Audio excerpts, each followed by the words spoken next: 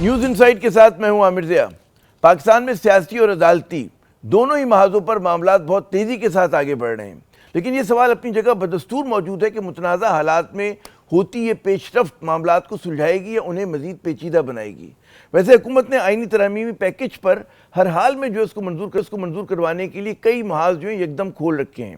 اس کے لیے پارلیمان میں 2/3 اکثریت حاصل کرنے کے لیے جہاں حزب منشا قانون سازی کی کوششیں ہو رہی ہیں، وہیں پر مولانا فضل الرحمان صاحب کو منانے کا مشن بھی جو ہے وہ جاری و ساری ہے۔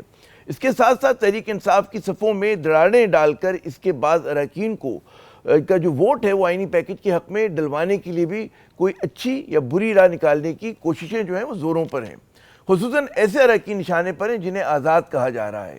اسی حکمت عملی میں عدالتی لڑائی بھی ایک بنیادی حیثیت رکھتی ہے، جہاں آرٹیکل 63A کے مقدمے میں نظر ثانی درخواست اب سپریم کورٹ میں زیر سماعت ہے۔ یہ اور بات ہے کہ سپریم کورٹ میں اس مقدمے کی سماعت کے لیے بنائے گئے بینچ پر بعض سینئر ججوں اور وکلاء برادری کے ساتھ ساتھ پاکستان تحریک انصاف کو بھی شدید اعتراض ہے، یعنی کہ بظاہر محاذ آرائی جو ہے وہ تیزی سے بڑھتی نظر آ رہی ہے۔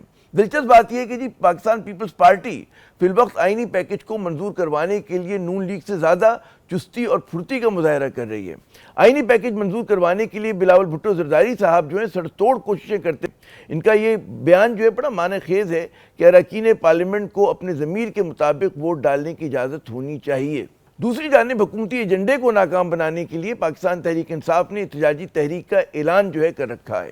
ایک ماہ قبل پاکستان تحریک انصاف کے رہنما جلسے کی اجازت لینے کے لیے کبھی ڈپٹی کمشنر اور کبھی ہائی کورٹس میں چکر لگا رہے ہوتے تھے، پھر بڑی مشکلوں سے انہیں شہر سے کئی کلومیٹر دور کسی ویران جگہ پر اسٹیج سجانے کی اجازت ملتی تھی، اور وہاں بھی حکومت جلسے کو ناکام بنانے کے لیے کنٹینرز لگا کر رستے جو تھے بند کر دیا کرتی تھی۔ لیکن حکومت کے آئینی پیکج کو منظور کروانے کی بڑھتی سیاسی اور عدالتی کوششوں کی وجہ سے پی ٹی آئی بھی جو ہے تنگ آمد بجنگ آمد کے فلسفے پر عمل کرتی نظر آ رہی ہے۔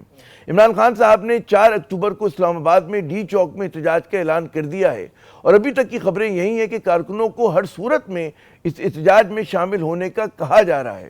اس سے پہلے پنڈی میں حکومت نے اسی قسم کے احتجاج کو سختی سے کچلنے کی کوشش کی تھی۔ اسلام آباد کے علاوہ پی ٹی آئی جو ہے وہ دیگر کئی شہروں میں احتجاج کا ارادہ رکھتی ہے، اور بعض شہروں کے لیے تاریخوں کا اعلان بھی کر دیا گیا ہے، جس میں 2 اکتوبر کو 3 شہروں یعنی کہ بھاولپور، فیصل آباد اور میاں والی میں جلسہ کرنے کا اعلان ہوا ہے۔ یعنی کہ اب جو ہے فیصلہ سڑکوں پر کرنے کی کوششیں ہو رہی ہیں۔ تجزیہ کاروں کا کہنا ہے کہ جب قانونی اور آئینی راستے بند ہوتے ہیں تو پھر اعتدال کی جگہ محض آرائی اور شدت پسندی کی سیاست لیتی ہے۔ بظاہر پاکستان بھی تیزی سے اسی راہ پر گامزن ہے، اور بدقسمتی سے یہی پاکستان کا سیاسی منظرنامہ ہے، جس میں ایک طرف پنجاب حکومت کے وزیر اور مشیر دم لہجے میں بات کر رہے ہیں، تو دوسری جانب علی امین گنڈاپور صاحب پنجاب پولیس کو للکار رہے ہیں۔ کیا پاکستان احتجاجی سیاست کا متحمل ہو سکتا ہے؟